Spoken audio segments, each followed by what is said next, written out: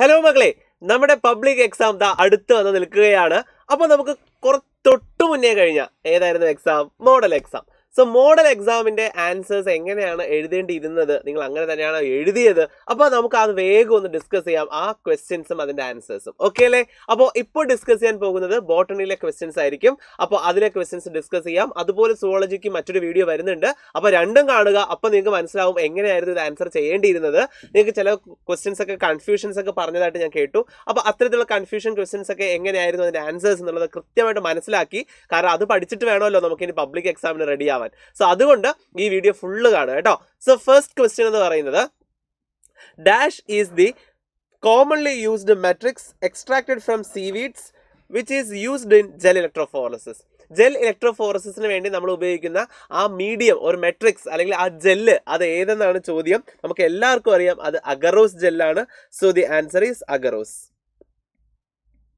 Okay, agarose ആണ് അതിന്റെ answer ആയിട്ട് വരുന്നത്. Next question, vertical distribution of different species occupying different levels is called. നമുക്കറിയാം, നമ്മൾ കാടിലൊക്കെ പോയി കഴിഞ്ഞാൽ പല ലെവലുകളിലുള്ള ചെടികളെയൊക്കെ നമുക്ക് കാണാൻ പറ്റും അല്ലേ? അത്തരത്തിലുള്ള vertical distribution, shrubs, herbs, trees എന്നൊക്കെ പറഞ്ഞ് നമ്മൾ ക്ലാസിഫൈ ചെയ്യില്ലേ? അത്തരത്തിലുള്ള വെർട്ടിക്കൽ ഡിസ്ട്രിബ്യൂഷനെ പറയുന്ന പേരാണ് ചോദ്യം. സ്ട്രാറ്റിഫിക്കേഷൻ എന്നാണ് നമ്മൾ അതിനെ വിളിക്കുന്ന പേര്. So the answer is stratification.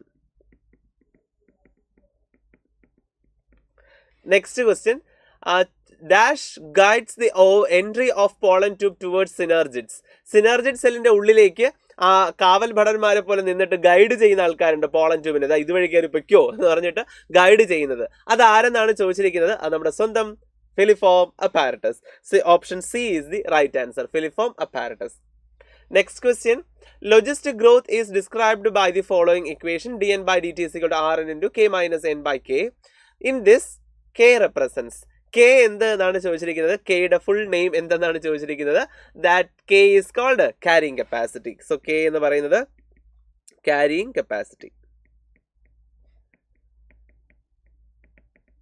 Okay, next, expand GEAC. GEAC എന്ന് പറഞ്ഞു കഴിഞ്ഞാൽ നമ്മുടെ genetic engineering and approval committee ആണ്. So genetic engineering approval committee എന്നുള്ളതാണ് അതിന്റെ full form.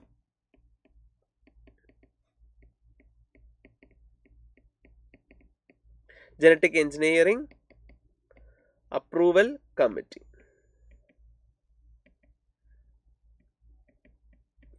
Genetic engineering approval committee, അതാണ് GEAC എന്ന് പറയുന്നത്.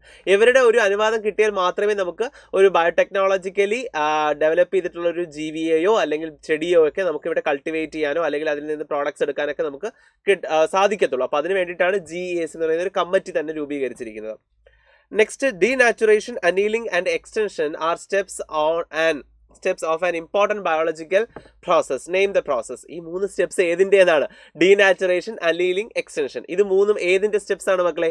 യെസ്, നമ്മുടെ PCR-ന്റെ അല്ലെ? PCR, പോളിമറൈസ് ചെയിൻ റിയാക്ഷൻ, അല്ലെങ്കിൽ PCR എന്ന് എഴുതിയാലും മതി, മാർക്ക് കിട്ടും. Name the thermostable enzyme used in this process. നമുക്കറിയാം ഇതിൽ ഡീനാച്ചുറേഷൻ ചെയ്തതിന് ശേഷം എക്സ്റ്റൻഷൻ ചെയ്യാൻ വേണ്ടിയിട്ട് നമുക്കൊരു എൻസൈം, DNA പോളിമറൈസ് എൻസൈം വേണം. സാധാരണപ്പെട്ട എൻസൈംസ് ഒന്നും ഇവിടെ ഉപയോഗിക്കാൻ പറ്റില്ല, കാരണം ഇറ്റ് പ്രോസസ് നടക്കുന്നത് തന്നെ 92 ഡിഗ്രി സെൽഷ്യസിലാണ്. സോ നല്ല ടെമ്പറേച്ചർ സ്റ്റേബിൾ ആയിട്ടുള്ള എൻസൈമാണ് നമുക്കിവിടെ വേണ്ടത്. അങ്ങനെ നമ്മൾ ഉപയോഗിക്കുന്നതാണ് തെർമസ് അക്വാട്ടിക്കസ് എന്ന് പറയുന്ന ബാക്ടീരിയയിൽ നിന്ന് എടുക്കുന്ന Taq polymerase enzyme. So the answer is Taq polymerase. Okay, next question, match the following ആണ്. കമൻസലിസം തന്നിട്ടുണ്ട്, പ്രിഡേഷൻ തന്നിട്ടുണ്ട്, കോമ്പറ്റീഷൻ തന്നിട്ടുണ്ട്, പാരസൈറ്റിസം തന്നിട്ടുണ്ട്. നമുക്കറിയാം കമൻസലിസം എന്ന് വെച്ച് കഴിഞ്ഞാൽ ഒരാൾക്ക് ഗുണമുണ്ട്, ഒരാൾക്ക് ഗുണമില്ല, ദോഷമില്ല അല്ലേ? അപ്പം അതിന്റെ കറക്റ്റ് എക്സാമ്പിൾ ഏതാ? ഓർക്കിഡ് വളരുന്നത് കൊണ്ട് ഓർക്കിഡിന് ഗുണമുണ്ട്, ഒരു സപ്പോർട്ട് കിട്ടും ആ ട്രീയിൽ നിന്ന്. പക്ഷെ ട്രീക്ക് പ്രത്യേകിച്ച് ഗുണമോ ദോഷമോ ഒന്നും തന്നെ ഇല്ല. പ്രെഡേഷൻ എന്ന് പറയുമ്പോൾ പിടിച്ചു തിന്നുന്നതാണ്. അപ്പോൾ പിന്നെ രണ്ടുപേർക്കും പ്രശ്നമാണ്, അല്ലെ? രണ്ടുപേരും എന്താ പറയുക, രണ്ടുപേർക്കും ദോഷമുള്ളതാണ് എന്ന് പറയുന്നത് പ്രെഡേഷൻ എന്ന് പറയുന്നത്. അപ്പോൾ പ്രെഡേഷനിൽ ഇവിടെ നമുക്ക് കറക്റ്റ് തന്നിരിക്കുന്നത് കാക്ടസ് ആൻഡ് മോത്ത് ആണ് പ്രെഡേഷനിൽ കറക്റ്റ് ആയിട്ട് വരിക. സോ പ്രെഡേഷൻ നമുക്ക് ഇവിടെ കാക്ടസ് ആൻഡ് മോത്ത്. അടുത്ത് കോമ്പറ്റീഷൻ ആണ്. കോമ്പറ്റീഷനിലേക്ക് വരുന്ന സമയത്ത് രണ്ടുപേർക്കും അതും ദോഷമുള്ള ഒരു കാര്യമാണ് കോമ്പറ്റീഷൻ എന്ന് പറയുന്നത്. സോ അബിങ്ടൺ ടോർട്ടോയ്സും ഗോട്ടുമാണ് അതിന്റെ എക്സാമ്പിൾ ആയിട്ട് വരിക. സോ കോമ്പറ്റീഷൻ, അബിങ്ടൺ ടോർട്ടോയ്സും ഗോട്ടും. ഓക്കെ, ഗോട്ടുകളാണ് കുറച്ചുകൂടി എന്താ പറയുക വിഗറസ് ആയിട്ട് കഴിക്കുന്നത്. അതാണ് competition. Then parasitism of course Loranthus ആണ് എൻ്റെ കറക്റ്റ് എക്സാമ്പിൾ. സോ ലൊറാന്തസ് ആയിരിക്കും പാരസൈറ്റിസം. ഓക്കെ, സോ ഇതാണ് അതിൻ്റെ കറക്റ്റ് ആൻസേഴ്സ്. കൃത്യമായിട്ട് അത് ആൻസർ ചെയ്യുക. ഇതിൽ ഞാൻ പറഞ്ഞതിൽ ചെറിയൊരു മിസ്റ്റേക്ക്, പ്രഡേഷൻ എന്ന് പറയുന്നത് രണ്ടുപേർക്കും ദോഷമല്ല, ഒരാൾക്ക് ഗുണം കാരണം അയാൾക്ക് ഫുഡ് കിട്ടുന്നു, മറ്റേ ആൾക്കാണ് ദോഷം. Okay, predation. സോ പ്രഡേഷനിൽ ഞാൻ രണ്ടുപേർക്കും ദോഷം എന്ന് പറഞ്ഞോ എന്നൊരു ഡൗട്ട്, അതുകൊണ്ടാണ് ഞാൻ എടുത്ത് പറഞ്ഞത്. പ്രഡേഷൻ എന്ന് പറയുന്നത് ഒരാൾക്ക് ഫുഡ് കിട്ടും, മറ്റേ ആൾക്ക് ജീവൻ പോവും. ഓക്കെ, സോ ഒരാൾക്ക് ഗുണം ഒരാൾക്ക് ദോഷം, അതാണ് പ്രഡേഷൻ. കോമ്പറ്റീഷൻ വരുമ്പോഴാണ് രണ്ടുപേർക്കും ദോഷം വരുന്നത്, മൈനസ് വരുന്നത് കേട്ടോ. കോമ്പറ്റീഷനിൽ രണ്ടുപേർക്കും ദോഷമാണ്. ഞാൻ എപ്പോഴും ഓർത്ത് വയ്ക്കുന്നത്, രണ്ട് കലമാനകൾ കൂട്ടിയിടിച്ച് രണ്ടുപേർക്കും ചോര പോകും. സോ കോമ്പറ്റീഷൻ രണ്ടുപേർക്കും ദോഷമായിട്ടുള്ള ഒരു കാര്യം.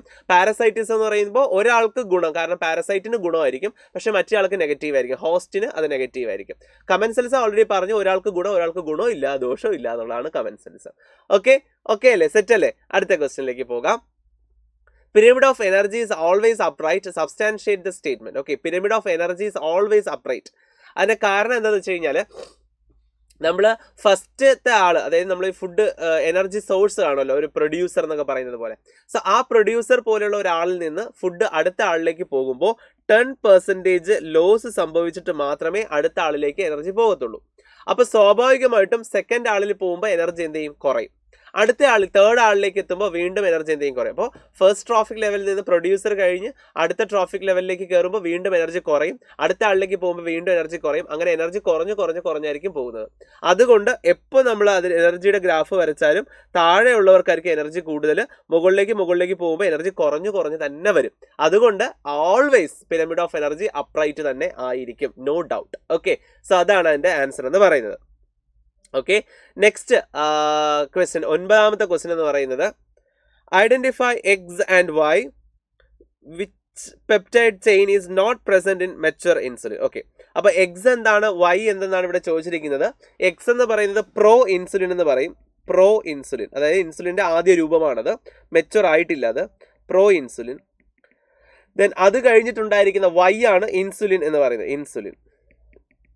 ആൻഡ് ഏത് പെപ്റ്റൈഡ് ആണ് നമ്മുടെ മെച്ചുവർ ഇൻസുലിനിൽ ഇല്ലാത്തത് എന്നാണ് ചോദിച്ചിരിക്കുന്നത്. അത് സി പെപ്റ്റൈഡ് ആണ്. അപ്പോൾ ഏതൊക്കെ കാണും? എ പെപ്റ്റൈഡും ബി പെപ്റ്റൈഡും കാണും. അപ്പോൾ A peptide and B peptide connected by sulphur bond, disulphide bond ഉപയോഗിച്ചിട്ടായിരിക്കും അവരെ കണക്ട് ചെയ്യുന്നത്. അപ്പോൾ എ ബി പെപ്റ്റൈഡ്സ് അവിടെ ഉണ്ടാകും, ഇല്ലാതിരിക്കുന്നത് സി പെപ്റ്റൈഡ് മാത്രമാണ്. അത് റിമൂവ് ചെയ്ത് എയും ബിയും കണക്ട് ചെയ്ത് മെച്ചുവർ ഇൻസുലിൻ ഉണ്ടാക്കുന്ന പ്രോസസ്സ് ഇതാണ് മെച്ചുവർ ഇൻസുലിൻ കേട്ടോ. It is mature insulin, or simply U can right insulin. Insulin എന്ന് എഴുതിയാലും നിങ്ങൾക്ക് മാർക്ക് കിട്ടും. ഇതാണ് മെച്ചുവർ ഇൻസുലിൻ എന്ന് പറയുന്നത്. സോ ഈ ഇൻസുലിനിൽ എയും ബിയും മാത്രമേ പെപ്റ്റൈഡ്സ് ഉണ്ടാവുകയുള്ളൂ, സി ഉണ്ടാവത്തില്ല. അങ്ങനെ ആ മെത്തഡോളജി ഡെവലപ്പ് ചെയ്തത് എലി ലില്ലി എന്ന് പറയുന്ന കമ്പനിയാണ്. അവരാണത് ഡെവലപ്പ് ചെയ്തെടുത്തത്. നമ്മൾ ഈക്കോളൈ ബാക്ടീരിയകളെ ഉപയോഗിച്ച് ഇൻസുലിൻ പ്രൊഡ്യൂസ് ചെയ്യുന്ന technique. Okay, so next question, Bacillus thuringiensis produce toxic proteins. Why does this toxin not kill the bacillus? Bacillus thuringiensis നമുക്കറിയാം, അവർക്ക് ക്രൈ പ്രോട്ടീൻ പ്രൊഡ്യൂസ് ചെയ്യാനുള്ള കഴിവുണ്ട്. They produce cry protein. പക്ഷേ ഈ ക്രൈ പ്രോട്ടീൻ ആക്റ്റീവ് ആകണമെന്നുണ്ടെങ്കിൽ it needs an alkaline P H. ഈ alkaline P H bacterial സെല്ലിന്റെ ഉള്ളിലില്ല. അതുകൊണ്ടാണ് ബൈസില്ലസിൽ, അതായത് ആ ജീവിയുടെ ഉള്ളിൽ അത് ആക്റ്റീവ് ആകാത്തത്. അപ്പോൾ ആൽക്കലൈൻ പി എച്ച് പക്ഷേ എവിടെയുണ്ട്? ഒരു ഇൻസെക്റ്റിന്റെ ഗട്ടിനകത്തുണ്ട്. ആ ആൽക്കലൈൻ പി എച്ചിൽ ഇയാൾ എന്താവും? ആക്റ്റീവ് ആകും, ആക്റ്റീവ് ടോക്സിൻ ആകും. ആ ടോക്സിനാണ് അതിന്റെ ഇൻഡസ്റ്റൈൽ അല്ലെങ്കിൽ ഗട്ടിലൊക്കെ കുറേ പെർഫോറേഷൻസ്, ഹോൾസ് ഒക്കെ ഉണ്ടാക്കിയിട്ട് അതിനെ കൊന്നുകളയുന്നത്. അപ്പോൾ അതുകൊണ്ടാണ് ബേസിലസിന് അത് പ്രശ്നമേ അല്ലാത്തത്, കാരണം അതിൽ ആൽക്കലൈൻ പി എച്ച് ഇല്ല എന്നുള്ളത് കൊണ്ട്. ഓക്കെ, അടുത്ത next question, fragmentation is an important step in decomposition. Write the other steps of decomposition. Decomposition എന്ന് പറയുന്നതിൽ ഫസ്റ്റ് സ്റ്റെപ്പാണ് ഏതെന്ന് പറയുന്നത് ഫ്രാഗ്മെന്റേഷൻ. നമ്മുടെ എർത്ത് വേംസ് ഒക്കെ ചെയ്തു കൊടുക്കുന്ന പരിപാടി, കുഞ്ഞു പീസാക്കി മാറ്റുന്നത്. അത് കഴിഞ്ഞിട്ടുള്ള ബാക്കി സ്റ്റെപ്സ് ആണ് ചോദിച്ചിരിക്കുന്നത്. മറ്റ് സ്റ്റെപ്സുകൾ ഏതൊക്കെ? So next is leaching. നമുക്കറിയാം, മഴയൊക്കെ പെയ്യുന്ന സമയത്ത് വെള്ളത്തിൽ ലയിക്കുന്ന സാധനങ്ങളെല്ലാം മണ്ണിന്റെ അടിയിലേക്ക് പോകുന്നതിനെയാണ് നമ്മൾ ലീച്ചിങ് എന്ന് പറയുന്നത്.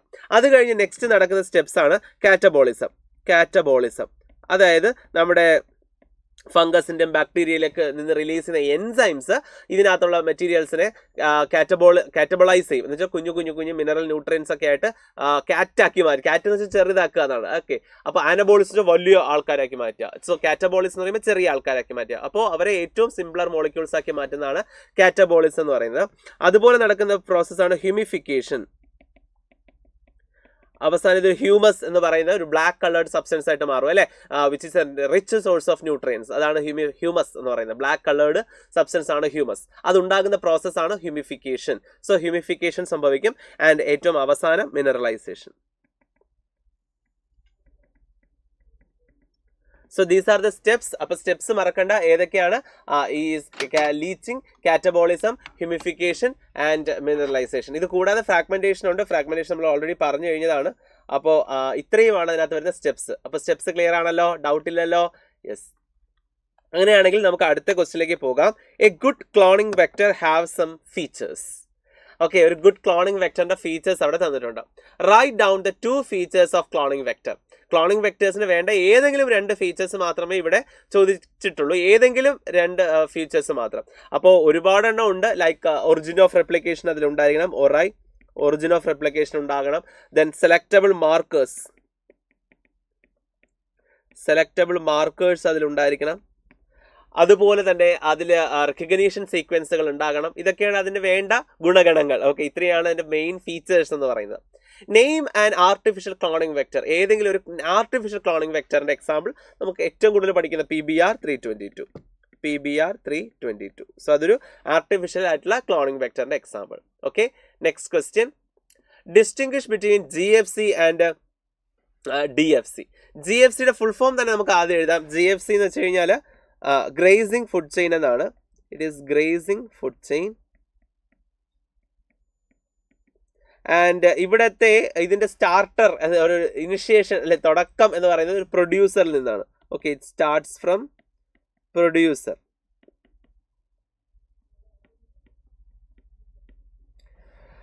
ഓക്കെ, അതേസമയം DFCയുടെ ഫുൾ ഫോം എന്ന് പറയുന്നത് ഡെട്രിറ്റസ് ഫുഡ് ചെയിൻ എന്നാണ്.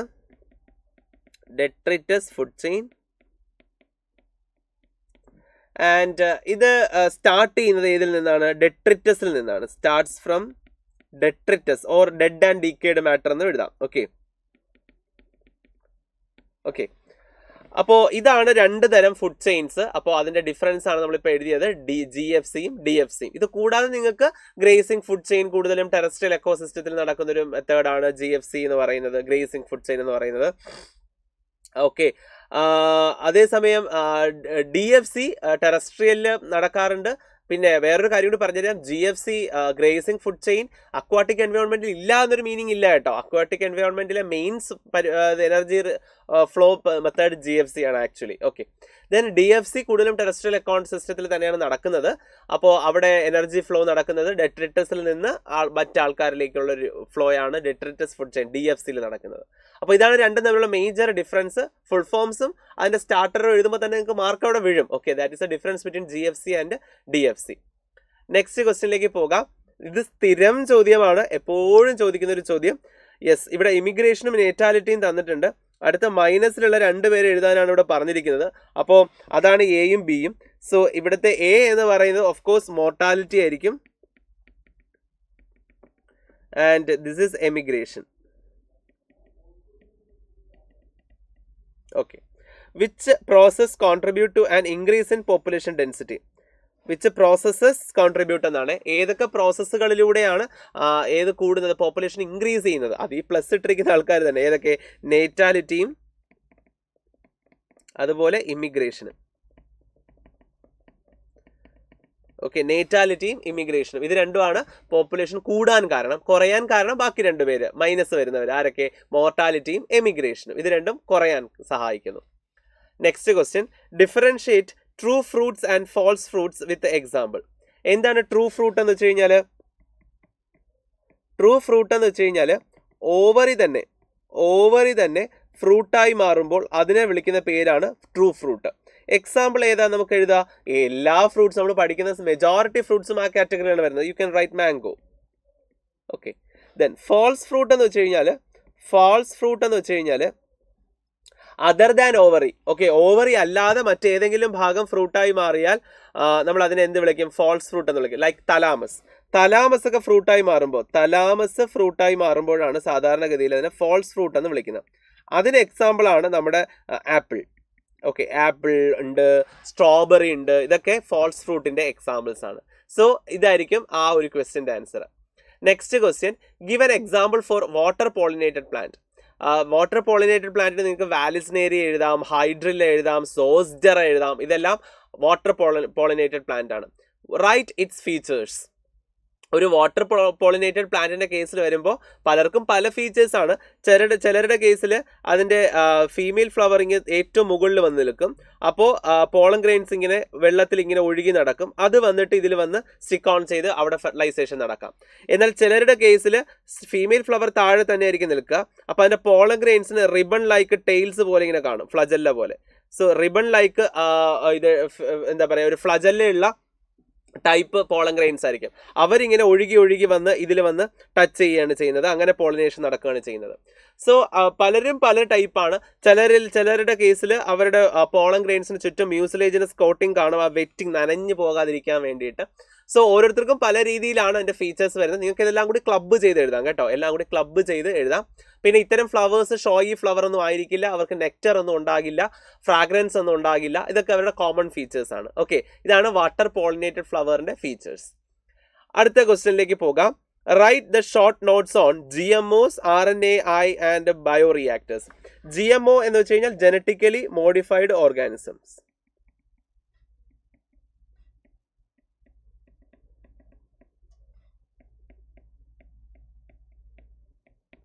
Okay, so genetically modified organisms എന്ന് വെച്ച് കഴിഞ്ഞാൽ അവരുടെ ജനറ്റിക്സ്, അതായത് അവരുടെ DNA ഓൾട്രേഷൻ സംഭവിച്ചിട്ടുണ്ടാകും. ലൈക്ക് അത് ചിലപ്പോൾ ഫംഗസ് ആകാം, ബാക്ടീരിയകളാകാം, അല്ലാത്ത യൂക്കാരിയോട്ടിക് വലിയ ജീവികളും ആകാം. അപ്പോൾ ഇവരുടെ ശരീരത്തിനകത്തുള്ള DNA there will be alteration. എന്തിനാണ് ഈ ഓൾട്രേഷൻ വരുത്തിയത്?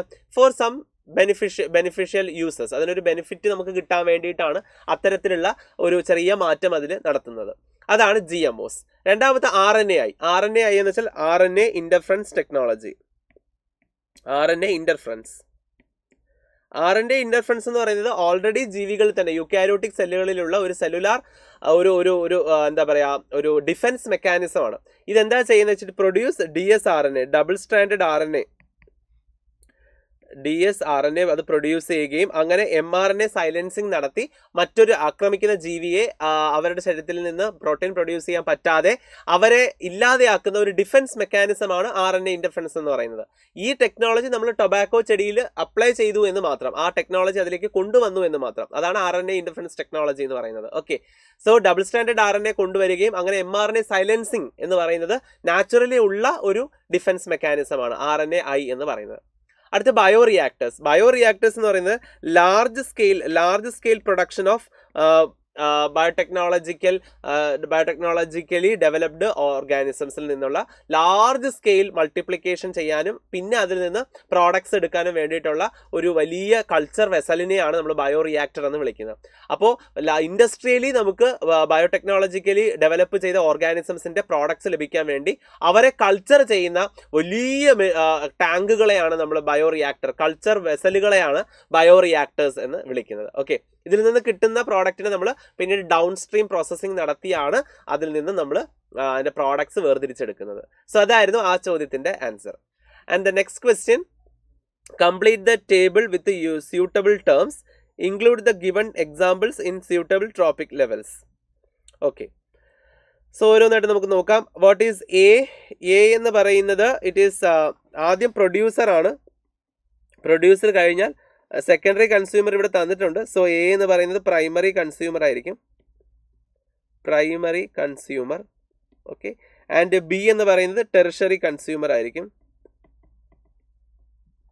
Tertiary consumer. Okay, first trophic level plants. അപ്പോൾ ഇത് ഓരോരുത്തരെയും നമുക്ക് എഴുതണം അവിടെ. അപ്പോൾ ഫസ്റ്റ് ട്രോഫിക് ലെവലിൽ നമുക്കിവിടെ ഗ്രാസ് ഉണ്ട്. So you can write grass. Okay, second trophic level herbivores ആണ്. ഹെർബിവേഴ്സിൽ നമുക്ക് ഗ്രാസ് അല്ലാതെ വേറെ ആരെങ്കിലും ഉണ്ടോ അവിടെ? യെസ്, ട്രീസ് ഉണ്ട് അല്ലേ. സോ ഗ്രാസ് ഓർ ട്രീസ് നമുക്ക് എഴുതാം. ഓക്കെ, ദെൻ ഹെർബിവേഴ്സ് ആയിട്ട് ഇവിടെ ആരാ ഉള്ളത് നമുക്ക് തന്നിരിക്കുന്നതിനകത്ത്? ഹെർബിവേഴ്സ് ആയിട്ട് ഗ്രാസ് ഹോപ്പർ ഉണ്ട്, പിന്നെ ആരുണ്ട്? കൗ ഉണ്ട് അല്ലേ. സോ കൗവും ഓർ ഗ്രാസ് ഹോപ്പർ എഴുതാം. ഓക്കെ, അടുത്ത കാർണിവേഴ്സിൽ തേർഡ് ട്രോഫിക് ലെവലാണ്. സോ തേർഡ് ട്രോഫിക് ലെവലിൽ വരിക ഇവരെ കഴിക്കുന്നവരായിരിക്കും അല്ലേ. അപ്പോൾ ഇവിടെ തന്നിരിക്കുന്ന എക്സാമ്പിള് നമുക്ക് അവരെ കഴിക്കുന്നത് എന്ന് പറയാനായിട്ട് ഇവിടെ ഗ്രാസ് ഹോപ്പറിനെ കഴിക്കാനായിട്ട് ഇപ്പൊ ബേർഡ്സ് ഉണ്ട്. നമുക്ക് ബേർഡ്സ് എഴുതാം. പിന്നെ ആരുണ്ട്? പിന്നെ നമുക്കിവിടെ വോൾഫ് ഉണ്ട് അല്ലെ, വോൾഫ് ഉണ്ട്. പിന്നെ ഫിഷസ് വേണമെങ്കിൽ അതും തേർഡ് ട്രോഫിക് ലെവലിൽ വരാൻ പറ്റിയ ആളാണ്. So you can also write fishes. Okay, കാരണം അതൊരു കാർണിവർ ആയതുകൊണ്ട്. ടോപ്പ് കാർണിവർ കാറ്റഗറിയിൽ പെട്ട ആരെങ്കിലും ഇവിടെ ഉണ്ടോ നമുക്ക് നോക്കാം. ടോപ്പ് അപ്പോൾ ഫിഷസും വോൾഫും കഴിഞ്ഞു. പിന്നെ ബാക്കിയുള്ള രണ്ടുപേരും ടോപ്പ് കാർണിവേഴ്സ് ആണ്. So you can write man as well as lion.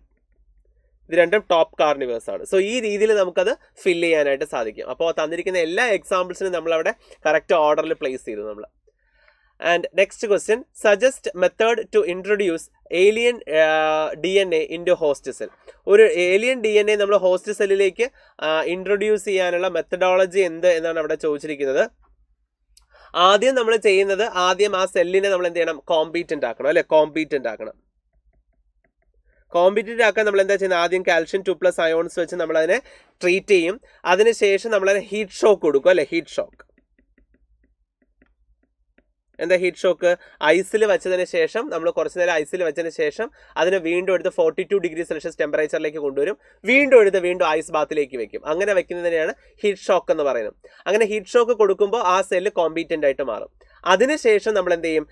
പുതിയ DNA അതിൻ്റെ ഉള്ളിലേക്ക് കടത്തി വിടാനായിട്ട് you can use micro injection method ഉണ്ട്. മൈക്രോ ഇഞ്ചക്ഷൻ മെത്തേഡിൽ ഡയറക്റ്റ് ആയിട്ട് ഇഞ്ചക്ട് ചെയ്യാണ് ഏലിയൻ DNA സെല്ലിന്റെ ഉള്ളിലേക്ക് നമ്മൾ ഡയറക്റ്റ് ആയിട്ട് ഇഞ്ചക്ട് ചെയ്യുന്നതിനെയാണ് മൈക്രോ ഇഞ്ചക്ഷൻ എന്ന് വിളിക്കുന്നത്. അല്ലെങ്കിൽ യു ക്യാൻ യൂസ് ബയോളിസ്റ്റിക്സ് മെത്തേഡ്. ബയോളിസ്റ്റിക്സിനെ തന്നെയാണ് ജീൻ ഗൺ എന്നും വിളിക്കുന്നത്. ഓക്കെ, ജീൻ ഗൺ ഓർ ബയോളിസ്റ്റിക് മെത്തേഡിലൂടെ നമുക്ക് രണ്ടാമത് ഈ പറയുന്ന വളരെ ഫാസ്റ്റ് ആയിട്ട് നമുക്ക് അതിനെ ബൊമ്പാടി ഇടിപ്പിച്ച് നമുക്ക് ഈ DNA അകത്തേക്ക് ടങ്സ്റ്റണിലൊക്കെ വെച്ച് നമ്മളതിനെ DNA റാപ്പ് ചെയ്തിട്ട് നമുക്ക് ആ സെല്ലിന്റെ ഉള്ളിലേക്ക് DNA കൊണ്ടെത്തിക്കാൻ സാധിക്കും. അതാണ് ബയോളിസ്റ്റിക് മെത്തേഡ് അല്ലെങ്കിൽ ജീൻ ഗൺ എന്ന് പറയുന്നത്.